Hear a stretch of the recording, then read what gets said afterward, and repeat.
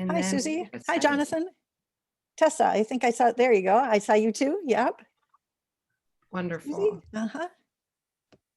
Well, great. Well, I know there's still some folks that are starting to come in, and that's great, and that's fine. I have just started recording, Wendy, so this is set to Great. go on my end. And I just want to say before we kind of get into things, I am also a voice actor, and my voice is a bit raspy today. So thank you for extending grace as we go through this presentation today. I'm really, really excited to do this. And this isn't just a sense of marking checking off a box or incorporating something. Cultural competence for me is something that is so important just because of my own background. I'm very, very passionate about the Twin Cities as well, and we'll talk a little bit about my story here. And also being a student that went from public school education to private school education and then public state college again. But it's an exciting time to really be zeroing in on music education. And, this is a very under-respected and undervalued position by some, but for others, it's truly the music educators in my life are who brought me to where I am today. And so that's why I really wanted to center this as not just a presentation, but also more of a discourse. I told Wendy that what I'm planning on doing is going slide by slide, making this more of a reflective presentation where I'm going to challenge each and every one of you to just really look at yourselves and who you are and what you bring to the table as not only an educator, but as a person and as somebody who, if you're working in music education, it says a lot about who you are as a person as well, and the passion that you bring to your positions. So I want this to be as interactive as possible without people feeling uncomfortable. I do want to plan on, if folks have a pen and paper or their phone or computer, to just kind of jot notes down on. I want to make this as personal as need be for each one of you to feel like you have something to take away from today's presentation. And just, we'll take it easy with ourselves because it's also Saturday. It's also, we're in the long haul at the end of a long year, but also spring is around the corner. So I just encourage each and every one of you, if you feel like turning your cameras off at any point, feel free. If you need to get up and take a break, I'm going to try and utilize making a 5-minute break midway through the presentation, just so we all can step away from our screens and reset. I'm a huge fan of breaks, especially when it comes to keeping my own students engaged. But I just want to thank you all for being here and being a part of today's presentation. So just to kind of outline our agenda, excuse my dry throat again. So I will introduce myself and who I am and why you should actually care to listen to what I have to say, which I think is an important thing to establish. But just also introducing, what is cultural competence and why is it important? And specifically within music education, why is it so important in this moment to be culturally competent, not only for your students, but your students' families, your organizations and administrators, and your colleagues. And then also looking at different examples of, approaches to music education and kind of talking about what I have seen as a workshop facilitator who's bounced around from many different districts and going into different settings, and seeing how different approaches can work to, achieve similar goals. But also looking at art and identity. I think, being able to insert your own identities into cultural competence is so important. We're in a moment where self-awareness is to really being a true attribute as an educator, and truly trying to find a way to utilize your own identity into cultural competence and how you lead the classroom. But also looking at pushing reset. We are now hitting the corner of 1 year of an anniversary that isn't too fond for many of us of not only being in a pandemic, but acknowledging that this has been a really, really challenging year for educators, transitioning from virtual classrooms to hybrid classrooms, and going back into the classroom and just being able to push reset. I think there's a silver lining in this moment of finding tools to acknowledge that this is affecting all of us and what we can do as educators to make it helpful for each one of us. And fostering empathy. I think fostering empathy as an educator is crucial, and that looks different to different people, but acknowledging what fostering empathy looks like when you're already an exhausted and overworked educator. There has been a lack of work-life balance or personal balance with work life, especially if you've been working from home like myself, and trying to find ways to just have that reset moment, not only as an educator, but as a person, as we look at what this next school year may look like. And then I also wanted to talk about, the importance of incorporating mindfulness techniques and culturally responsive teaching that looks different in different ways to many different people. But for myself specifically, over the past few years, there are certain techniques that I have found have been very resourceful and helpful for kind of resetting the classroom and meeting students at different levels of energy, as well as comprehension to kind of guide the ship in the way that you want it to go. And then we'll just also talk about different exercises to keep students engaged at a time where, there hasn't just been a disruption for academics. There's also been a disruption to social skill building, relationship building, and even a sense of building trust and respect in the classroom. We have so many different students with so many different family backgrounds and life backgrounds. And especially in my own family, my niece is in 6th grade, moved to a new district in the South Metro. And this past school year has been truly difficult for her, not only academically, but because of being online. And so, being an aunt and being an educator, it's been very hard for me to see her struggle like this, but it has also been something that's made me want to be more passionate about how can we help other educators to feel like they can provide these resources to students and their families, but also to do so in a way that doesn't overextend you beyond the work hours that you're continuously putting in day to day.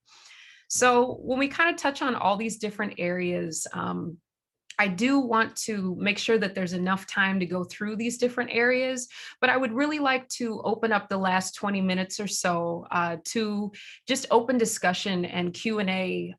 Because we're all educators, I think it's very important for collaboration to be uplifted, especially in this time where we're seeing each other in these little Zoom boxes. Many of us have not been face-to-face with some of our colleagues for quite some time.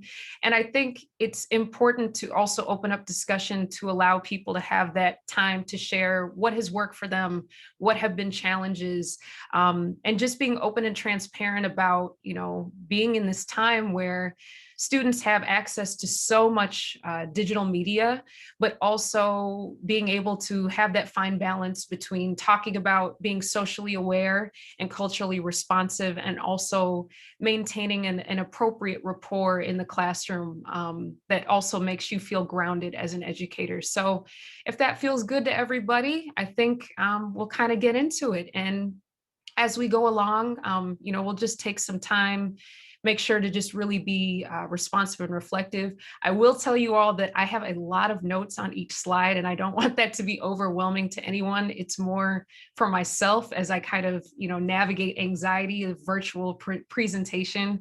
I like to speak to people, but I'm also trying to navigate technology and public speaking in a way that feels good. So thank you for extending that grace to me, as well as I try not to fidget and guide the ship for the rest of this presentation.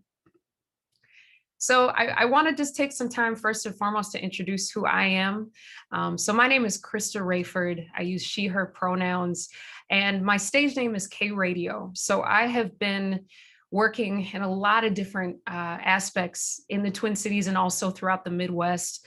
I'm currently a digital media producer for iPonder, which is a new national digital media platform where I work as a journalist pretty much. And I interview people as an audio producer, and I put their stories to life. So I've interviewed everyone from NASA scientists to models for Rihanna to community college professors. And it has been really eye-opening for me in terms of practicing being an active listener, and even through a computer screen, really trying to foster empathy as a journalist in this new sense of what media can do to portray people's stories. I'm also a former Beats by Girls instructor, so I'm also a musician that does music production. And my introduction with Beats by Girls was actually, I was a student. I was an adult student in one of the first classes, trying to figure out what is in a way to be an intuitive artist that can utilize music software. And Ableton for me was what really struck a chord. And so I went from being the student to being the instructor for the next series of classes, which then brought me to She Rock, She Rock. And I was co-camp coordinator for the Girls Rock and Roll Retreat, which was a wonderful opportunity. But as a producer, I've also worked as, I've been a commercial producer. I've done jingles and ad campaigns, but I also perform. This picture is a very interesting picture of me performing at Soundset 2019, which used to be one of the biggest hip hop music festivals in the country, for the Last of the Record Buyers feature set, which I think a lot of the people in that audience thought that they were going to hear EDM or dubstep, and that was not what I performed. So I love that photograph because it's a moment of stepping outside your comfort zone and really kind of being thrust into an opportunity. And for me personally, that has been really important to my, I guess, career trajectory, is, seeing what's on the other side of fear. So as a singer and songwriter, I've been performing professionally for the past 11 years as K Radio. Some of my music has been featured on BBC Radio, VH1, OK Player. Even though I am from the Twin Cities, I have much more of a following globally, which has been really interesting with the internet and being able to see, I'd love to be able to travel to some of these countries that listen to my music at some point in time. And I love to make music. So I'm very much a collaborative artist. I've made a lot of music over the past 11 years. This past year is actually the first time that I haven't released a project, and it's a good thing for me because I've been able to live a little bit more life. But my largest performance was at the Women's March of Minnesota, where that was in front of, I think it was 100,000 people, and we were told originally it might be upwards of 30. But then my smallest performance was probably in front of 4 to 5 people at the old 400 bar on Cedar. So, being able to adapt to different environments is part of what makes me who I am. But I think I've had a lot of intersections as an artist, as an educator, as a producer, that really make, cultural competence such an important part of being adaptable in this new evolving society. As a teaching artist, I wanted to just talk about a little bit of my background as a workshop facilitator and a mentor. So I spoke a little earlier about, working in different school settings. And so I was a workshop facilitator in Minneapolis Public Schools for many years. I also led girls group. I was a choir instructor, and then I also did after school electives groups with different students where we would combine education and recreation. But then I also did a lot of different workshop facilitation for Culture Club Collaborative. Culture Club is located inside of YouthLink in downtown Minneapolis, and works specifically with doing arts programming for young people 16 to 24 who are experiencing homelessness. So for me, that was such an eye-opening trajectory to go from being in an in-school setting to being at a drop-in center with young people who are facing innumerable hardships, but who truly had a passion for creating art and wanting to be in a setting where they could create art and make their voices heard. And then on top of that, I also did Twin Cities Mobile Jazz, with being a songwriter, coach, and teacher in some of St. Paul Public Schools. And with Face Forward Minnesota, I did workshops at The Bridge, which is also a youth center, and Avanti Center for Girls, where I was working with vulnerable young adults. And I think that all of these different environments have helped me to be more empathetic. They've helped me to really see people's stories and understand and learn from other people as well, learn from other educators about how best to adapt your teaching style to fit your audience and to fit the students that you're working with. I like to also say that I'm constantly an educator and a student, because I feel like every environment that I step into, I think I know something and I walk away from it learning so much more. And that also predominantly comes from the students that I work with. I think it's a huge opportunity to be working in youth education, I think especially at this time. And so just kind of incorporating all these different aspects of my life have been very important, because I also see myself in a lot of the students that I work with. And I think sometimes what would have happened if music education hadn't entered my life in the way that it did. So as we kind of go forward, I really encourage each one of you to think about what are the different aspects of your identity and who you are that make you who you are and what led you to where you're at today. And also, can you tell that I get bored easily? Yes, because I like to do a lot. So my partner would tell me to slow down. So but why music education on top of everything else? And I think that is a question that I get a lot, especially when I go in or people see my resume and they're like, okay, but why this? It, like I said, the personal connection for me is huge. I feel like for myself as a student, when I was a kid, I was very bright, but I struggled with paying attention in class. I struggled with feeling focused, and I felt like my music educators were the ones that incorporated, passion behind it and made me excited to come to school. Within my own life, music educators have been both mentors for me and mentees. I really stepped into the Twin Cities after I returned from college, really looking for resources. And there were a few people who really stood out and were like being a bridge to just helping me to kind of navigate my path as both a teaching artist, a performing artist, and as an educator. And I've seen that throughout my entire career. I feel like music educators really step up as mentors, not only for their students, but for their colleagues. And I love that. And I do think that there's truly an ongoing evolution in music education as both a teacher and a student, constantly taking in and absorbing so much, not only from curriculum, but your environments. And all of you have learned in this past year how to really roll with the punches and to become more adaptable to shifting environments. And that's something that we will also focus on today. This is also an intersection of my passions. I think that it's so important within music education to really, walk the talk. And those of you who are a part of this, you could have probably chosen to be educators in other disciplines, but there's a reason why, music educators have a certain twinkle in their eyes and a certain spark, because it means that much more. And the arts in general, I think that the arts can truly be a great unifier, especially in times of great challenges and tribulations. And in this present moment, I think music educators are more important than ever to helping to steer students in a brighter direction, but also in terms of keeping their colleagues focused and keeping heads up and optimism, because it has been a tough 12 months. And, it can be cliche, but when I say music saved my life, it truly, truly did. If it wasn't for music in my life at a very early age, I truly don't know where I would be today. I was also a student that was a student athlete, and injuries really, really took that track out of my life. And I pivoted into music arts and theater arts. And I think being able to pivot and being able to have music in my life, it helped me to see not just short-term goals, but long-term goals for figuring out what I wanted to do with the rest of my life, thanks to the music teachers I had. So this is my road to here and now, and I think it's important when we look at cultural competence, each one of you with the students that you work with and yourselves, we all have a story to tell. And I think that's the first important signifier when it comes to understanding what cultural competence not only means to other people, but what it means to you. What is your road to the here and now?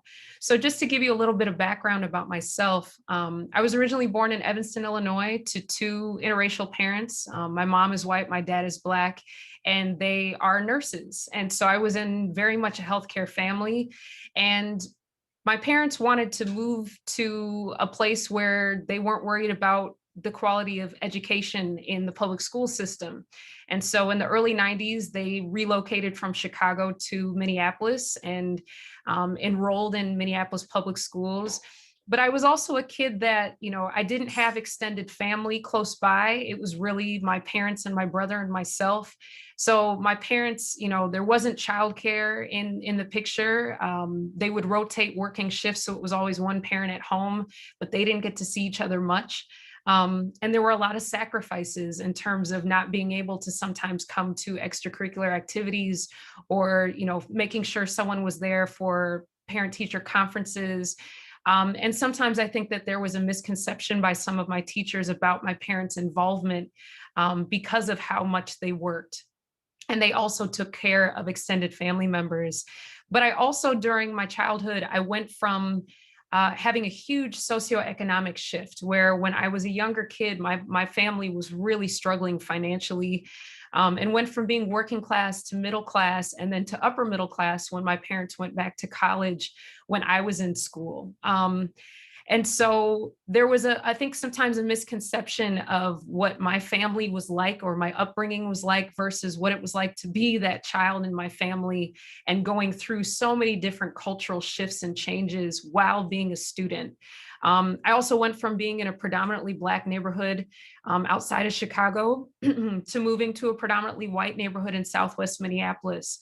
I grew up in Tangletown, for those of you who know where Tangletown is. And for that to be a shift as well culturally was huge.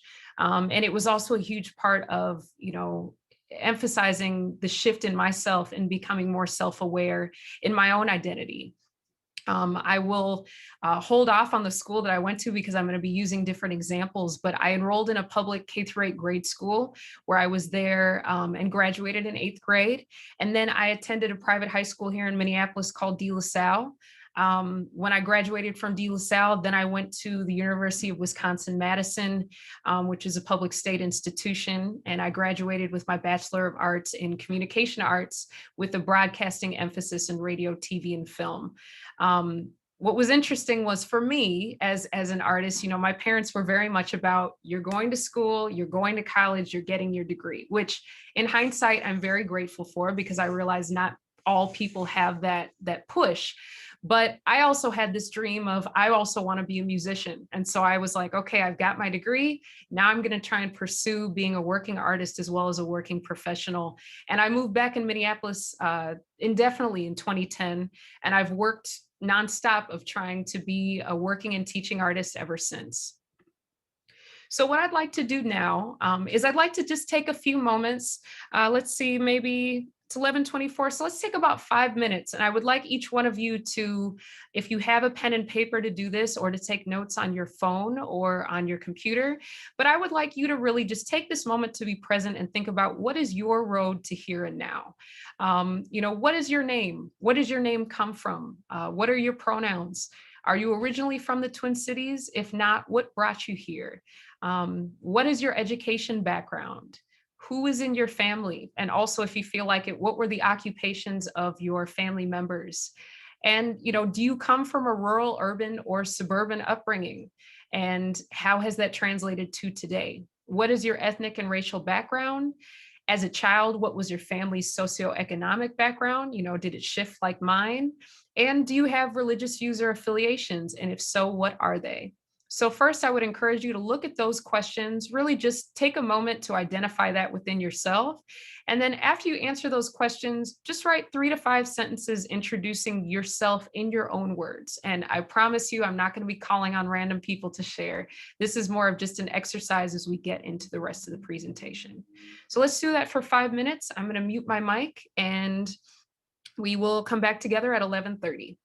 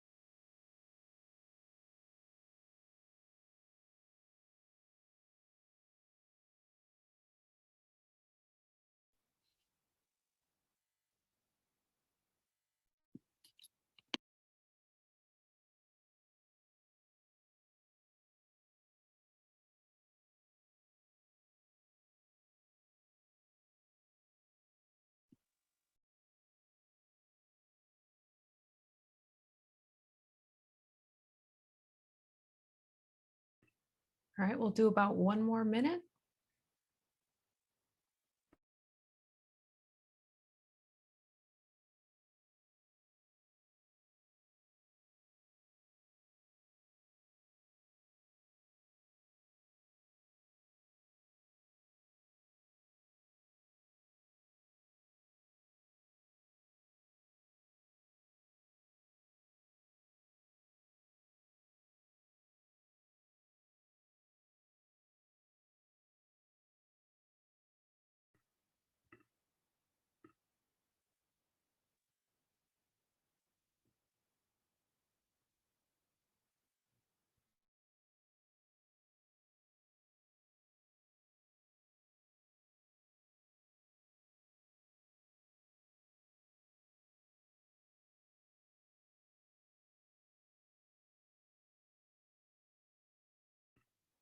Okay. And I know, we're all in different places. So please feel free if you still want to continue doing this. That's quite all right.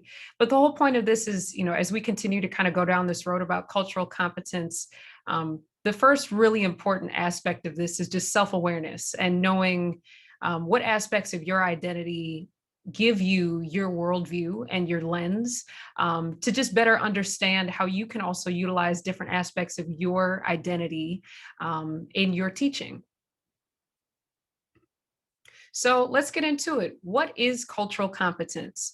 And, this is a term and phrasing that has been, utilized in so many different sectors. It's across, health education, across social work, but, really taking a moment to look at actual music education and how cultural competence can be utilized in this way is super important.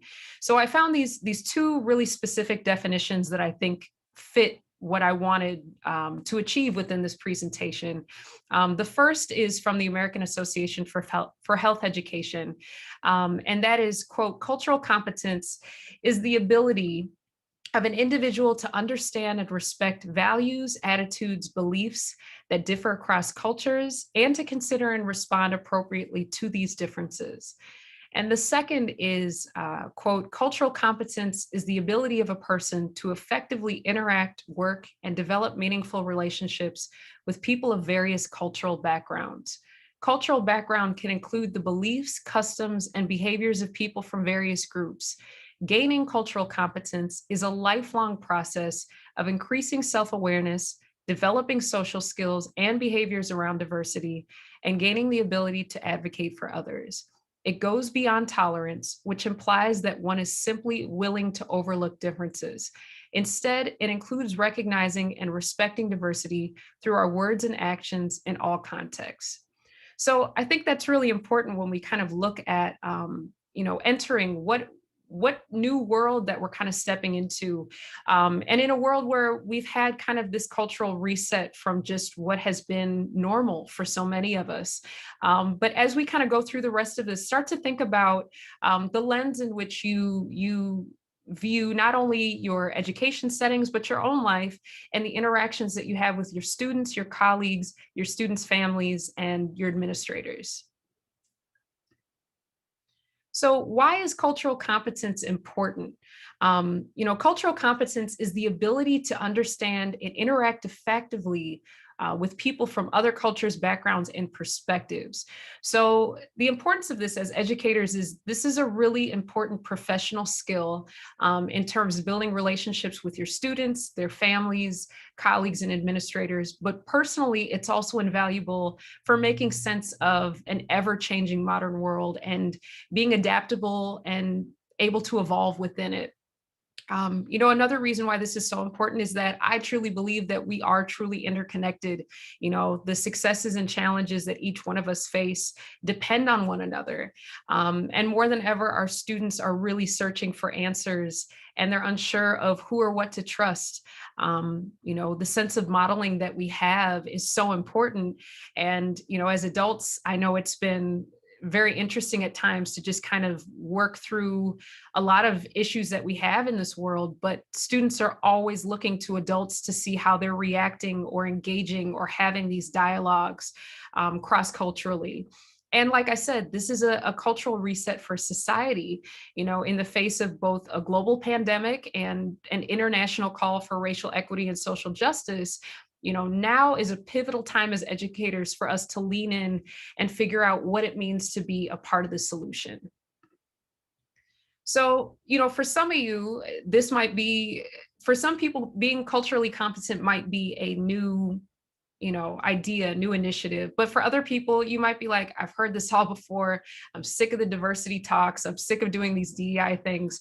But each one of us can continue to evolve in our understanding of how we can foster empathy and become more culturally competent. So for those of you who are like, how can I become culturally competent? Because I already got this down. I'm a pro. I listen to this. I do workshops. I'm fine. We can break it down into much more simple steps. Okay. And so the first is really practicing being an active listener. I'll be completely honest and say that this has honestly been one of the biggest aspects for me and challenges this past year. I've always thought that I was a good listener until I realized that I truly wasn't. And being an active listener means truly taking a step back, hearing what somebody else is saying, but not processing what you think or anticipating what you're going to say in response.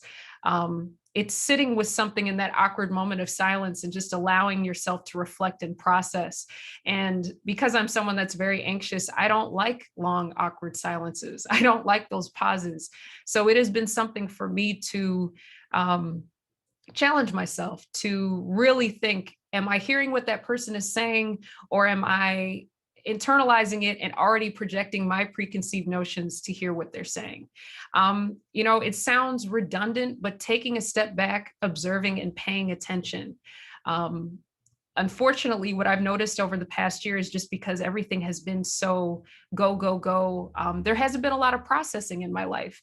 And sometimes I really don't observe and step back and pay attention. And paying attention also means paying attention to the emotions of others, the social cues, the body language of other people. And I think that that's a huge, huge piece of becoming more culturally competent, is reading people well and picking up on those things. Taking time to think and process before responding. It goes without saying, many people, you've all been in situations where when you're talking to someone and they're focused on what they're going to say in response versus listening to what you're saying. And that goes for our students as well. There is a sense of anxiety with certain students to open up to educators or to challenge certain things. And sometimes it also comes from this educator, they already, this teacher, they shut me down all the time, or I'm not going to talk to them because I already know what they're going to say.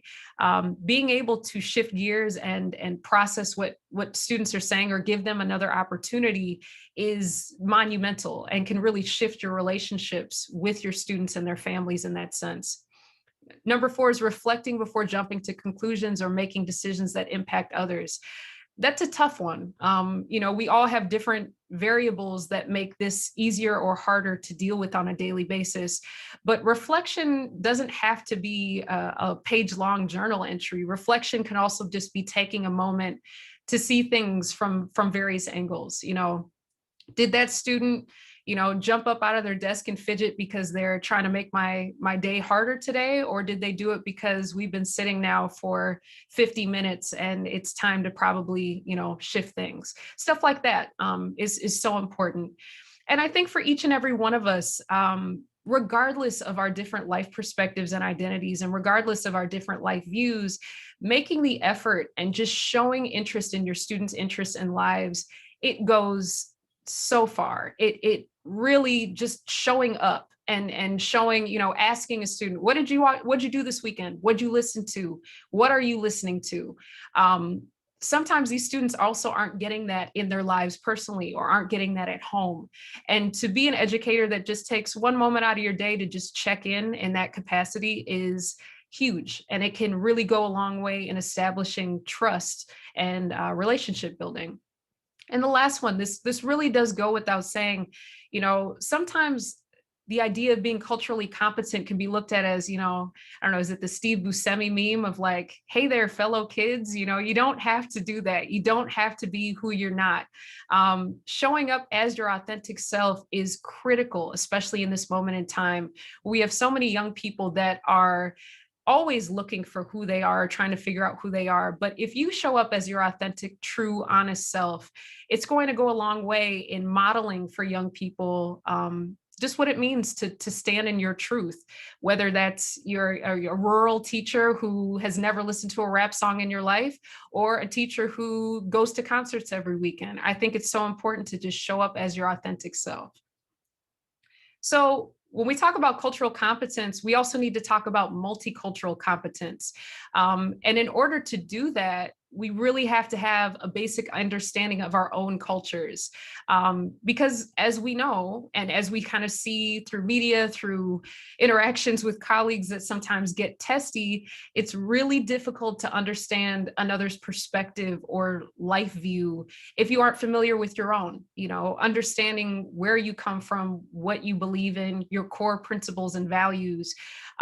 It's critical because you also have to have a willingness to learn about the cultural practices and worldviews of other people. And if you don't have that, it comes across as you just don't care, whether or not that's the truth.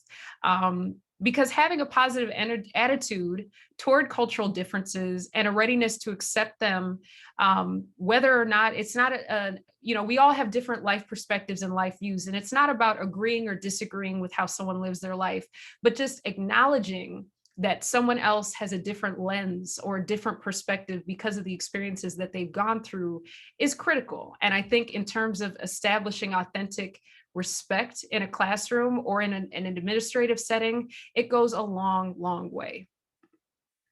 So this is another moment where I'd like us just to kind of pause, and you can choose to write these down or you can reflect upon them mentally. But I want you to think about your own lives this past year. Professionally, what have been your biggest challenges? And that could be school settings, student engagement, communication, uncertainty, all types of things, COVID precautions, shifting, from hybrid to virtual to in person.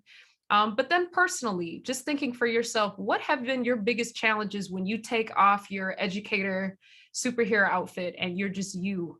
What have been those biggest challenges for you? And have those challenges intersected? Have your personal and professional challenges, have they coincided with one another? And then in the same breath, what have been your greatest successes? It's so important to champion what has been good over this past year, whether it's been few and far between. But also, what has been a situation that has frustrated you, and how did you overcome that? And what have you learned about yourself, your colleagues, and your students over this past year? So let's just take a few minutes. It's 11:41. So let's just take about 3 minutes to just kind of sit and reflect with those questions, write them down if you feel like it, or just think about it, and then we'll come back together.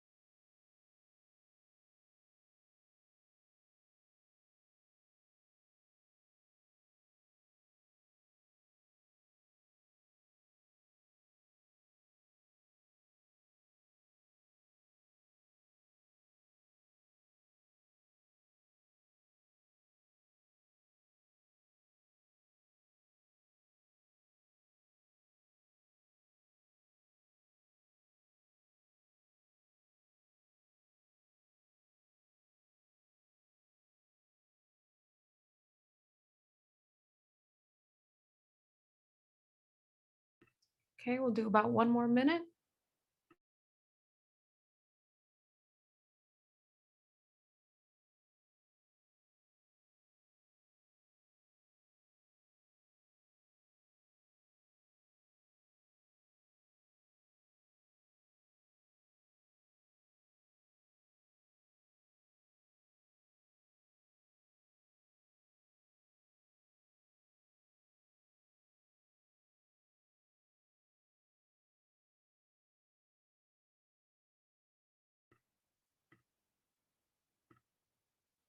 Okay. So I apologize in advance. One of my cats has woken up from her nap and she is meowing in the background. So we're trying to scoot her away from the door as we speak. So just as you finish up kind of writing down some of these different reflective questions, um, it's just another exercise for you to be mindful and to foster empathy, not only for other people, but for yourself. As educators, especially, you have been in the throes of a lot of change. And I think it's really, really important to recognize not only the challenges that you've overcome, but the successes that you've had. And to also be able to utilize that when you think about what your students are going through and their families, as well as your colleagues. Because even though everyone, we've had different experiences, we've also come up against a really tough time together. And I think that there is also empowerment in understanding that. So this is a lot of different notes, and I don't want you to pay attention to these notes specifically, but I wanted to bring up an example. And this is a real life example. I was actually working at a school where this example is true and came to life. And I wanted to talk about, same school, same subject in terms of music education, with different methods, different approaches, and different results.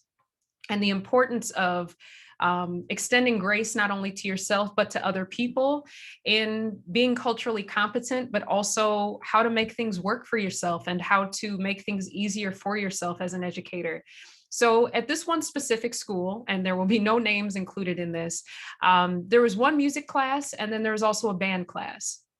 The music class was a required specialist class for K through 8th graders, whereas the band class was an elective class for 4th through 8th graders. And I wanted to use this example because sometimes, I did a workshop where one of the people in the workshop said, hey, I feel like it's easier for younger educators to build a better rapport with these younger students. And I wanted to use this as a perfect example of this not being the case. The music class teacher was a woman in her early 30s. The band class teacher was a man in his early 60s, approaching retirement. Both had a 50-minute class period. Both really followed the outlined curriculum, and both were very strict in their teaching styles. They really both held their students accountable for, you've got to be here on time, you've got to hand in assignments, you need to rehearse. So the expectations coming into the classroom were very much similar. But they also had, similar but different backgrounds. The music class teacher, her background was classical music and folk. The band teacher, his background was classical and jazz music. But I say that to say that, they both had a more old school approach of instruction with their educational backgrounds. Now, beyond the similarities, this is where the differences happen. For the music class, this teacher never strayed from the textbook curriculum and was honestly very overwhelmed if anything went off book. She didn't adjust to adaptive situations very well, but she also was not open to collaborating with other colleagues or other teachers. She did not give students warning before kicking them out of class. So there was no, one strike, two strike, or, hey, just want to let you know this is a warning. It was, if anything went wrong, there was no, a desk got moved or somebody stood up and they weren't supposed to stand up, you're out of class. And it was instant. Or they were sent to the behavior dean. And sometimes as a workshop facilitator and as a mentor, I would see these students going, I don't know what I did. She keeps kicking me out of class. I don't understand. And just a growing anxiety and frustration and a completely a separation when it came to trust and respect for this teacher on the student's behalf, but also did not allow students to redeem themselves for past behavior. So if a student did something a week before, that teacher would go out of her way to say, remember what you did last week? There was never the opportunity for a clean slate. And so there was kind of that stigma of the bad kids in her classroom. She also openly told students that the music that they enjoyed was not real music. So if there was the opportunity to say, I like this song, or I listen to this person, specifically when it came to hip hop, rock, and punk music, even though those weren't her preferences, she would go out of her way to say that's not real music. And that did not make relationships better. But then she was also not open to conflict resolution or mediation with other staff members or with families. And where I kind of came in as a liaison is I would get families who would say, I want to talk to this teacher about what's going on with my student in class. And she would go, I'll talk on the phone or I'll do an email, but I'm not meeting in person.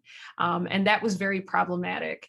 But then she also would openly criticize students for not enjoying class or participating in other extracurricular activities. So for example, it would be like, oh, you don't want to stay engaged in class? Well, you're engaged in basketball practice, or you're engaged when you get together with the soccer team. And it became kind of very nitpicky of, being very much about the individual students. It would never be a teachable moment for the entire class. And an important thing to note is when this educator finally sat down with administrators, she would convey that she had some serious health concerns that were really impacting why she was teaching in the way that she was. And it was affecting her performance at school, and it was also affecting her personal life. But this was also true of some of her students, also having various factors in their lives that were making things harder for them. And I think that's an important takeaway is, the lack of empathy, where there was just not wanting to meet in the middle or not wanting to see different perspectives. Now, this other teacher, where things were different for him was that, he incorporated student improvisation. He would do this thing called Art of the Moment, where you would still learn a song or sheet music, but then it would be like, all right, improvise. And it was a way for students to not feel like they were making mistakes. They could have fun. And that was something that students really enjoyed in band class. There were also teachable disciplinary moments. Now, this teacher was not soft at all. I mean, it was in terms of real tough love of being like, you're making some really poor behavior decisions right now and you need to shape up. But it would be addressed to the entire class and not specifically that student. Did it mean that he still had students walk out of class? Yes. Did it mean that he still had students go to the behavior dean? Yes. But these students would still come back to class wanting to impress with their behavior, wanting to start fresh. And he would also extend that grace for them to come back into the classroom and start anew. The other thing that was really important about how he led his classroom is he delegated student leadership roles with responsibilities. So, hey, you're in charge of taking attendance today. Hey, you're going to do the count off today. We're going to take a 5-minute break. How about you, play some music off of your phone that's appropriate, that the whole class likes? What's an artist that we should listen to today? And this teacher was funny. I mean, he would make comments and go, this is not my type of music, but he still allowed that opportunity for students to really showcase what was important to them with music in their own lives. And he also incorporated other art mediums. So if a student wanted to draw while listening to music, doing photography, he had a really cool camera and he would allow students to take pictures of each other and as a group. And even video, doing a video project or making a music video. Those were all things that kept students engaged and made them really excited to come to class. And he provided incentives and goals for students to strive towards. So it was like, hey, in a month, if we can get here, maybe you all can have lunch with me, or we can order pizza, or we can collaborate with this other teacher and we can do something. It made students excited to come to class. But one of the biggest things that I think was so important about this band teacher's approach with cultural competence was he also brought back alumni and former students that had gone on to speak about their experiences when they were students at that age, but also to talk about their careers in music. And I think that's so important in music education, is to also show that representation, even if you yourself don't feel like you see yourself represented in your students, to extend that, to give those opportunities for students to see representation in different facets of, what music can do for their career objectives, beyond just going to college. Because there is this idea sometimes for students that music is, oh, I'll get a record deal, or, oh, I'll go on tour, or, oh, I'll become a music teacher. But there's so much more in the midst of all of that, also incorporating STEM, audio engineers, voice actors, mixers. There's so much more there that I think is so important for students to have access to. And, this is a tough one because people have lives outside of work, and I highly encourage having a life outside of work. But this teacher made it a point to, every once in a blue moon, show up at another activity that was outside of music education, that his teachers or that his students were featured in, whether it was a talent show, whether it was a basketball game. And it showed that he really, truly cared. And the students saw that and they were excited. It would be, hey, can you come to my game? And all that does is it's just applying different aspects of cultural competence to be engaged and have a respectful environment between student and teacher. So we're going to do this, and then we're going to take our 5-minute break, if that works for everyone. So I want you to think about yourselves, like, yeah, Krysta, that sounds great. I would love to go to a basketball game if I wasn't exhausted from teaching these kids all week, all day. And I get that. I also get the idea of, how can I foster empathy for other people when I'm not getting it from families, from students, from colleagues, from administrators? There's a fine line between, compassion and also feeling bitter when you're not getting that compassion in your professional and your personal lives. A lot of you are also parents and grandparents and have responsibilities where there is no break from kids either. And so I wanted to just have some key points to take away from, and then we'll take our 5-minute break. But it's important to emphasize that there was no blueprint for this past year, none whatsoever. All of you kind of went into this year going, okay, I'm going to try this. I don't know if I like this, but you did it and you've made it to this point today.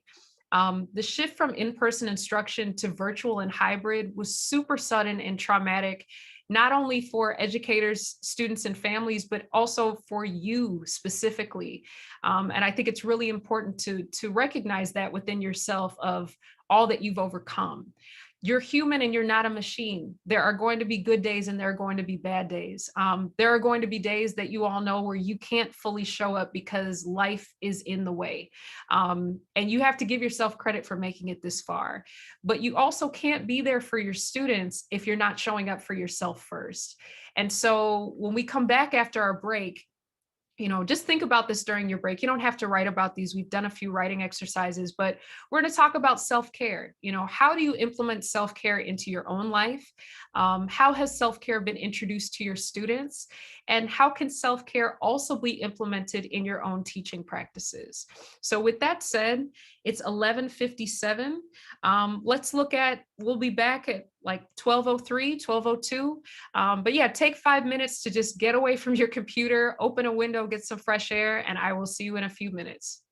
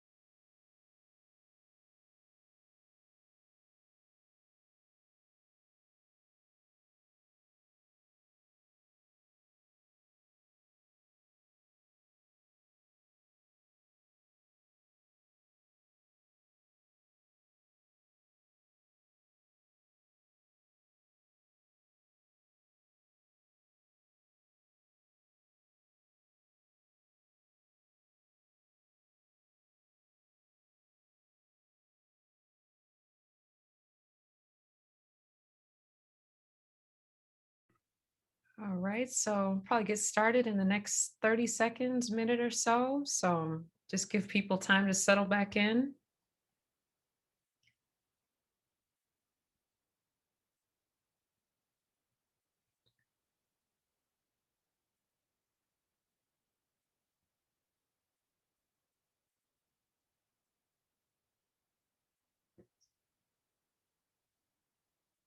All right. Well, it is not lost on me that as I get into mindfulness techniques, that there is a car alarm that continues going on outside and a droning from my upstairs neighbors. So this must be a test for me to put it to use. So once again, I appreciate you all as we are working from home in this world that we're in right now. I appreciate your patience as we get through the next 30 minutes. So, this is a really important aspect of cultural competence that I think gets really pushed under the rug. And I apologize when I tried to format this. It's a lot of words that don't look well with bullet points. So I'm going to talk through them, and feel free to take whatever notes that you feel like might be resourceful for you in your own practices. But I think that these are some really underrated self care tips for educators, for ourselves, that can also be extended to our environments, our classrooms. But the first and foremost thing that I think is so important, whether it's starting a new school year or starting a new day or week, is to establish, set, and maintain boundaries. It's hard for me. One of the biggest things that I found, especially as we were getting into the height of the election and wanting to feel informed and wanting to know what was going on in the world, wanting to know the updates about the pandemic. Is doom scrolling, which is, going into the abyss, sliding on your phone and scrolling the news and becoming more anxious. And especially for educators, I think it's really important to minimize getting on social media, especially after work, and finding ways to just have a break, or finding some type of pause before you do so, because that energy level, it can do so much to your productivity, and also it can keep you ramped up so that when it comes time for you to get rest at the end of a long day, some of you, like myself, might be sitting there in bed with your eyes wide open. And just trying to find a way to minimize screen time is so important so that there's more of a work-life balance, whatever that means, especially as some of us are working from home. The other thing is to recognize what is in your control and what isn't. And that is always going to shift, that's always going to evolve. But a good example of that is, knowing that you have so many different students with so many diverse needs, and there's only so much time in a day. But taking some of that time that you do have during your day to identify what those needs might be of the students who may be struggling more than others, and brainstorming potential solutions. Does it mean that they're going to work? No, but it decreases that sense of anxiety so that you can say, okay, I've tried this, I'm trying this. And also not perseverating on the lack of communication response that you may or may not be getting from other administrators or staff or families. I know within my own experience, it's really tough when you know that a student is struggling, you're trying to find ways to help, or you're trying to get more background from families and there's nothing, or you're playing, cat and mouse with trying to get some type of response. But when you recognize, okay, this is what I've tried to do, this is what I'm trying to do to brainstorm for the solution. It also, at the end of the day, when it becomes time for evaluations or even just connecting with the student or families, you can say, I've done this, this, and this worked, this didn't work. What are some other options? But it also takes the ball out of your court and says, I've done my work here. Now I'm setting this aside. Now I'm going to put work in the rear view and I'm going to enjoy the rest of my day because I tried. The other thing that's really underrated is expressing gratitude. One thing that I like to do in the morning, especially when I know I'm having a tough day, is I take 3 things and I'm like, I'm grateful for this, I'm grateful for this, I'm grateful for this.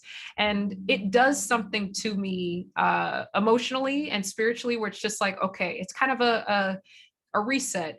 But I think it's really important to also practice that with your students, encouraging, celebrating good news with your students. And I would also say to that, incorporating check-ins, and we'll talk about that in a bit, but with my students, whether it's lessons or classes, every single time we meet, it's a check-in, 1 to 10, how are you feeling today? And do you want to say why?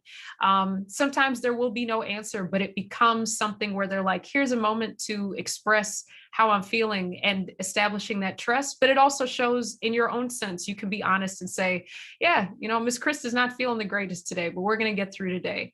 But a huge thing is to pay attention to your self-talk throughout your workday. Really ask yourself, am I talking to myself the way that I would talk to a colleague or a student or a loved one or a friend? Because those negative thoughts or, oh, I suck at this today, I didn't get this done, it does impact you, and it does impact how you look at tomorrow versus yesterday. And one thing that I think is super important and underrated is incorporating deep breathing exercises, especially on busy days. I constantly find that I've got my fingers balled up, or I'm doing shallow breathing on the days where I know my schedule is hectic. And just taking a moment to do 2-second deep breath, 4-second deep breath, 8-second deep breath, it resets you. And it's something that you can do throughout your day. And I think it's really important too to have 1 to 3 other educators that you can connect with on a weekly basis. And that doesn't necessarily mean from the same school or organization that you're with, but maybe it's a group on Facebook. Maybe it's other friends who live in other cities where, some people look at it as venting sessions, but I would look at it as more of like, hey, can we talk about this issue that I'm having? Hey, what would you do in this situation? And it gets away from it being gossipy. It gets away from it being like, oh, I was frustrated with this. It becomes much more solution based instead of just venting your problems, and can help you feel like you're much more in control of having better solutions for yourself and for your students. But I think it's really important too. Every day is a fresh start. And I would encourage each one of you to kind of look, spring is around the corner, or here, I think it was the vernal equinox this next week, but establish a new routine that starts to incorporate self-care for you. For me, I start my day with meditation. I end my day with exercise. I'm not going to lie to you, that happens probably 3 times out of the week, whereas I'd like that to be every day. But it's something that I'm aware of that helps me to conquer the challenges that I have to deal with. So I think the other important part of relating art and identity to cultural competence is really recognizing like how important music education is in this moment. It's special and impactful for so many reasons. One, it strengthens creativity and cultivates identity while learning to embrace the stories, challenges, and successes of those around you. Music is a way of, we're channeling emotions and our perspectives into an incredible art form. And that's so important. It also is a way to challenge yourself and your students to step out of the box, both literally and figuratively. Each one of you has been presented with an opportunity to teach something that you don't feel as comfortable with, but you're also encouraging your students with every lesson and every class that you do to step out of their box and see what's on the other side of fear. The arts also have a power to negate preconceived notions and judgments, whether it's about interests, perspectives, both of your students and your students of you.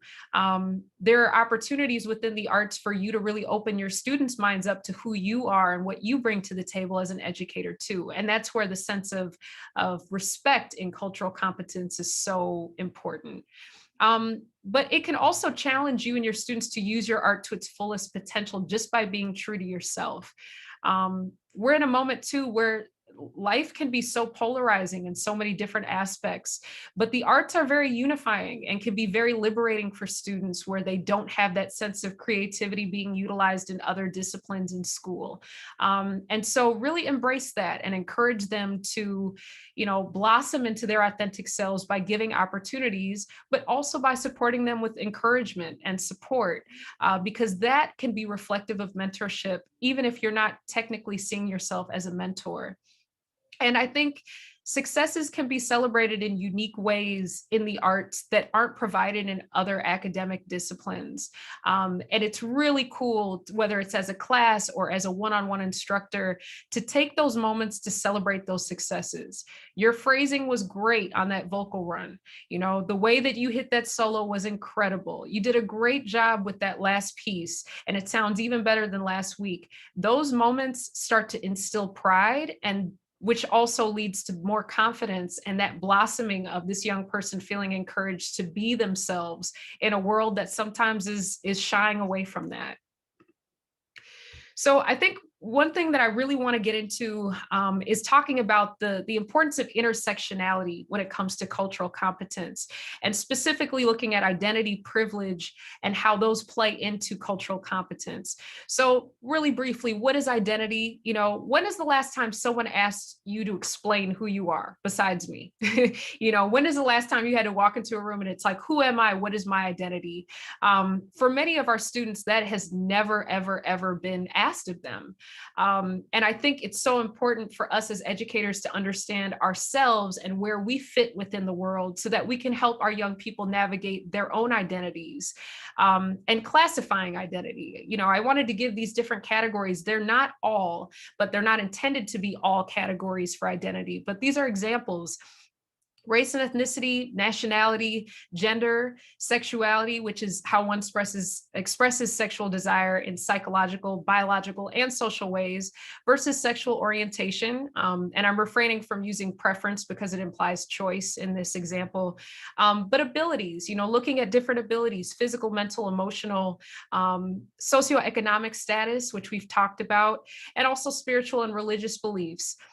Because some of our values, beliefs, and behaviors are conscious. We hold others without awareness. And a tool that I have used in the past, and it needs to be updated and has been updated in many different ways, is called the identity map. It's a real tool for helping to develop identity relating to the cultural influences that have shaped and informed values, beliefs, and behaviors that we use to engage with the world. The original identity map was created by Reverend Dr. Monica L. Cummings, and it was influenced by the work of Pamela A. Hayes.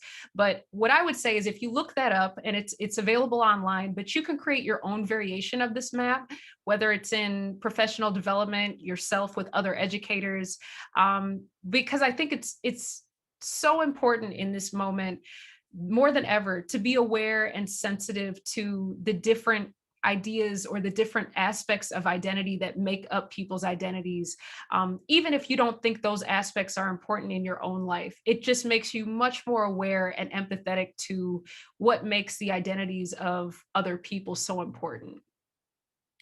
And then, you know, just going back to ourselves, how do I self-identify?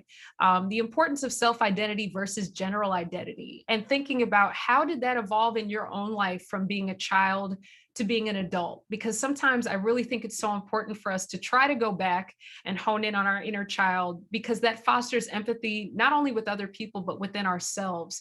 And it gives us grace when we look at our students and where they're at right now in their lives versus where they'll be in 10, 15, 20 years. Think about, when do we learn to fit in instead of stand out? Unfortunately, with social media, we have so many young people that are comparing themselves to really not good comparisons, or not realistic projections of what being an adult is or what it means to grow up.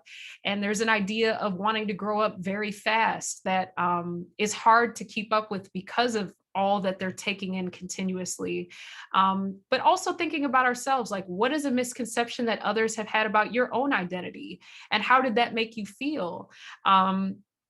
Do you think that the way that you self-identify fits with the perceptions that others have of you? And if not, does that then make you contribute to your own self-awareness? Like, does that make you see yourself? Like, for me as a biracial woman, you know, I am, depending on whatever settings I'm in, sometimes people who've never been around other biracial people or other Black people don't know what my racial or ethnic background is. But then in other settings, some people do. And it's just something that it's not right or wrong, but it's just an awareness that I have sometimes, that I know every time I step into a different setting, I may be met with a completely different preconceived notion. And that's how it's been my entire life.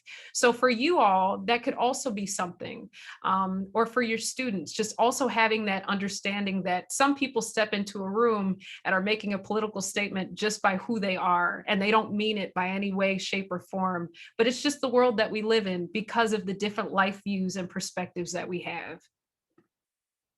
And then just I'm not going to go fully into all of this, but I think what's really important when we look at identity and privilege, what privileges do I have? The importance of using your own privilege in order to better understand your life view in comparison to others. The intersection of anti-oppression and intersectionality.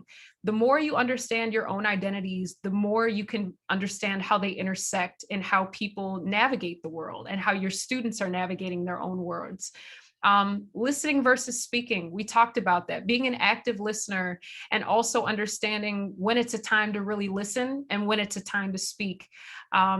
And I think the other thing that's really important is recognizing that you truly may not be able to fully understand or empathize with someone's identity or situation, and that's okay. But there can still be that sense of respect and acknowledgement for who they are and not trying to shift that within your own preconceived notions. A person had said this to me in a workshop and I wanted to include it. I want to support my students, colleagues, and families, but I don't want to overstep, overwhelm them, or come at them in the wrong way. And the term allyship, it's being really, transformed and talked about in different ways. So I want to be careful about how I talk about it in this sense. But when I talk about allyship, it's about, stepping up to the plate and helping to be supportive of those in marginalized communities and marginalized voices. But it also looks different for different people, and that's okay. And that's something that's so important to look at as an educator as well. There's a quote, being an ally is not an identity, it is a process. It is constantly learning. It is constantly putting your own feelings aside and going, okay, where does my identity sit in this? And how can I learn from this moment? And showing, don't telling, I've had people tell me, Google it, when I'm asking about something. And sometimes it's like, ooh, that can come off a certain way. But in another sense, it's an encouragement for me to proactively educate myself on issues that are being faced by communities that aren't mine. And who can you then turn to in your school, your network, or your community for resources? And I want to take this moment to really appreciate and applaud the DEI committee at McPhail, because I think in this past year, they've done an incredible job at being like, here's where you can turn to, here's what we're focusing on. And so I encourage all of you, if you don't know what type of committees there are or people that are in these positions, to really connect on that, or maybe it's time to start that within your own districts. And also don't undermine someone's experiences by generalizing them. Saying my coworker who's gay said this, my Black friend said this. It's hard because we're all in different places with that when it comes to cultural competence, but it's important to make sure that some of these experiences are also individualized to the person. And it's important to just be careful when we're speaking in these discourse conversations about that. The last thing is oppression is systemic. So it's important to put faces in front of generalizations. Example is, this is impacting Sean in this way, not this is impacting Latino people in this way. Because we don't know, and not every biracial person has the same experience as me. Not every queer person has the same experience as me. So it's important to also not expect every person of a marginalized community to feel comfortable explaining their story like I am. But that's also okay. And I think being honest about who you are and being ready to listen, people will respect you more for it as an educator. And they'll also be really grateful that you're just showing up for who you are in this moment. So this is something that I'm not going to have us do for the sake of time, but I think this is important to just think about as we talk about cultural competence. How diverse is your own life? Pertaining to the aspects of identity that we've discussed. How diverse are your schools, your jobs, your friends, your family, your faith communities, your neighborhood, the concerts and performances that you attend and their audiences that come to your performances, and the music, TV, and films that you listen to and watch. And this is not in a way to make you feel bad or to go, oh my God, there's no diversity in my life. But it's something about just becoming more self-aware about how your life view has been shaped and the life views of the people that are around you and the students that you serve. So it's just something that I encourage people to think about when it comes to cultural competence. And I know we're at 12:22 and I wanted to get to discussion, but I want to just get to a couple more slides that I think are really important. Pushing reset, this is the new normal and we're still navigating what that even looks like. But I think it's important to extend grace not only to other people, but to yourself right now. Like we said, there is no blueprint, and every day is an opportunity to step up to the plate and be solution based, but it doesn't have to be today. You have to give yourself that grace to see how far you've come. Trial and error is also underrated and under-celebrated, like you as a music educator. So applaud those mistakes that have led you to where you're at on this journey. And we, meaning both adults and youth, are trying to process this year in a way that is unlike anything else in our lifetime. So genuine honesty goes a long, long way of just being honest about where you're at. And for students, I think that are really struggling with emotional maturity and skill building and socializing, it's really powerful to see an adult be like, no, today's not a good day for me. Or, it doesn't have to go beyond that, but just to be honest about what that feels like for you. And this has also been a really awful year for a lot of students. They've lost a formative year, both academically and socially, and anxiety and depression are really hitting them at younger ages. So it's important to also see that, some of these behaviors that are being reflected stem from deeper things than what we may have perceived them to be before this year. So just in order to exercise culturally responsive teaching, it's so important to understand what your students are facing. And sometimes we can feel somewhat removed as adults from students, even if we share a similar heritage as them. So taking time to really understand how your students learn and what makes them tick is crucial in this moment, because it will start to drive your instruction to increase engagement. And students are much more likely to engage in lessons that are tailored to their experiences, because cultural relevance is the answer to why are we learning this? That question, why are we learning this today? I'm sick of this. When learning has a clear purpose, then students are much more likely to be engaged and invest. So here are some tips that I just want to share with you all on how to implement culturally responsive teaching and learning. The first is making connections between real life situations in the classrooms. Technology has exposed students to so much, and it can be overly too much. But because of that, they're also very informed. And we have to look at it as they have a lot of insight that sometimes isn't being brought out of them, and opinions.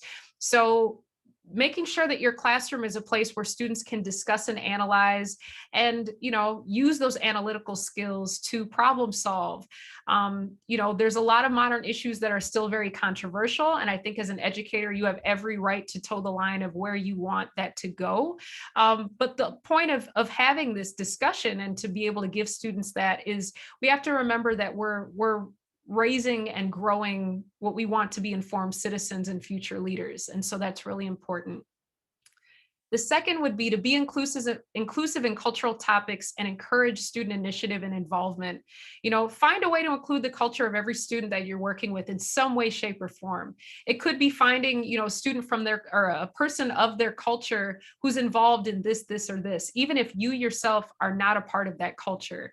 And there is a fine line between appreciation and appropriation, and that's a whole discussion for another day. But it's something that's really invaluable because students thrive off representation. And if they can see it, they can be it. And, you don't have to overextend yourself and looking and, researching all these different cultural aspects. You can ask these students, who is somebody that you think you want to learn more about? What's a type of music? And sometimes this can just be done by doing a survey or a writing assignment or having them take notes or incorporating a few minutes of planning time at the beginning or end of class. Because in that sense, the flip gets script and you become the student, they become the teacher. The third is to incorporate relevant content into lessons. what you know about your students. This could be analyzing song lyrics, finding out, oh, this is the TikTok video they keep talking about. I don't have TikTok, but we're going to figure out why this is important. It gives students the feel that, okay, yeah, I'm incorporating this from this subject, or a math problem. Math and music is really undervalued as well. And that's really important to make sure that other disciplines are coming into music education as well. And then, like we said, reaching out to the students of your families, even if they don't respond to you, is so important. Because these families, whether or not there's a connection, are going to be the ones that support you in these endeavors with your students. And this could be anything as simple as, sending home a parent assignment of trying to figure out what music do they like, what music did they grow up listening to, because it fosters a sense of community amongst your students, and it shows that they matter and their lives matter to you. So exercises that keep students engaged, sometimes I'll start with I am poems. It's just literally who I am, instructing them to start every line with I am blank. And it could be memories, interests and hobbies, phrases, family traditions, but it's a way that if all the students are doing it, it levels the playing field and everybody is able to celebrate what makes them different without it being pointedly like, this is you being you, this is you being you. Everybody's doing the same activity. So this is an example of just, I'm 13 years old, Jewish, and live in Minneapolis. I am Minnesota United basketball, part of recess, love recess, part of a soccer family. It can be fun, and it doesn't have to be this super high level thing. It's just a way for kids to become much more in touch with who they are. And then these are just more effective processes or practices for music teaching, creating a welcoming and comfortable environment, looking at lighting, looking at noise, arrangements for how to enter and leave a classroom, the setting that you bring them into, explain a concept or a technique, then give students the opportunity to try it out, and then give them some feedback before you move on to the next thing. And I think a really important thing too is, establishing community guidelines, which is what we did at She-Rock. If you give students the opportunity to be a part of establishing behavioral issues or guidelines like, hey, this is what we're going to do in this classroom, and we're all going to sign this so that everybody knows how to be held accountable in this classroom. Students then also have a say in being a part of that. And it makes them also want to abide by the guidelines that they help set up. And using technology, it's not going away. So sometimes using these different apps like GarageBand or Pitch, it can also foster collaboration and make students work across platforms using technology to be better students. So I know we're at 12:29 and I don't want to hold people too much, but I'm going to I think what I'll do is I'll also send this to Wendy so that people also have other ideas of what to do. Visualization and meditation is also super important for resetting and shifting energy in a classroom. I do check-ins and I also do body scans where everybody sits down or stands. You start at the top of your head and you release tension through your body. That does a lot for students because they don't realize how much tension they're holding in. And you see a shift in energy. Visualization exercise too, having students close their eyes and say, you see a candle. What does the candle look like? It is a big candle. What does the flame look like? It's a way to reset their minds and to kind of get all the distractions out so that they can focus. And then, encouragement plus engagement equals impact. And I'll send this video to you all. PS22 is a public school in Staten Island, New York, that I have been blown away by what they do with these students. They all learn different songs that are popular songs, and every single student is completely enamored and actively participating. And the music teacher has been lauded for all that he's done. But this past year, they went from being in person to doing remote. And they ended up doing a remote recording of all the students doing The Scientist by Coldplay. And it's beautiful because these kids weren't able to graduate in person, but they still did this song. And I think shifting with technology to embrace these challenges is so important. And, you as educators, you really deserve to pat yourselves on the back because of everything that you've encountered in this moment. And we don't have as much time because I actually didn't realize I'd be talking this much, but I'm glad we got through to the end of this. But I think what I'd like you all to take from this today is, as a reflection, in what ways will you challenge yourself to be a more culturally competent educator? What techniques will you incorporate into your classroom or just even into your teaching style? Do you feel more comfortable and confident in understanding what it means to be culturally competent, or how it can make a difference in your life and in the lives of your students? Those are questions that I'm continuously asking myself as well. And, just to end it, applaud yourself. This is a picture of myself and my brother when we finally moved up from Chicago on our first day of school. And if I could go back to that little girl and tell her, make your inner child proud.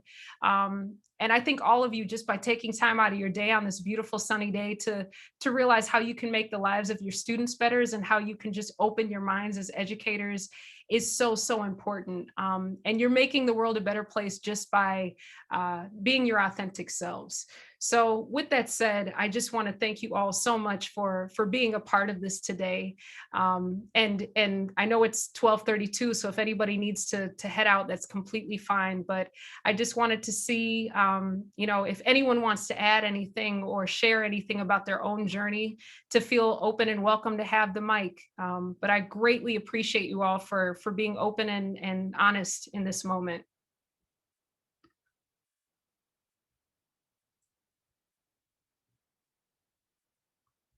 And thank you. I see Melissa talking about disability cultures, and I completely agree. I had one bullet point about abilities and touching upon that, but I think that's truly important when it comes to diversity and inclusion. And thank you for incorporating that as well. I think that's something that if I went back in time, there would be some more added to that for the presentation.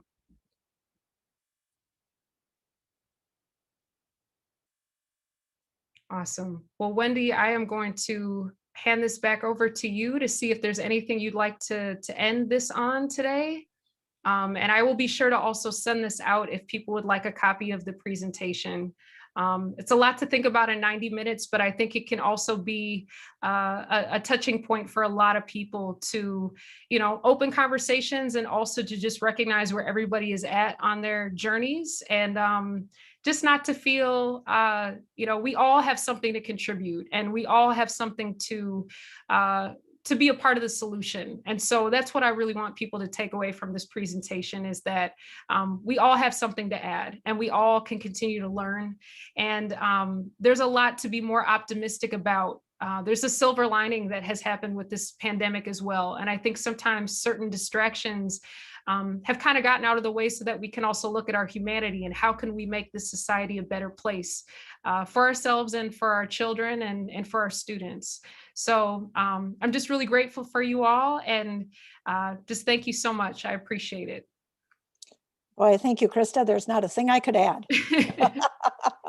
Thanks, Thank you, Wendy. everybody. Have a great afternoon. And Krysta recorded this. So again, we'll be sending out the link if you wanted to go back and listen to that and just, catch the next layer with all this fabulous information. So thank you very much, everybody. We'll see you next week. Michael Kane will be here, and yeah, enjoy the sunshine. So thanks much. Yeah, Yes, bye-bye. thank you, everyone.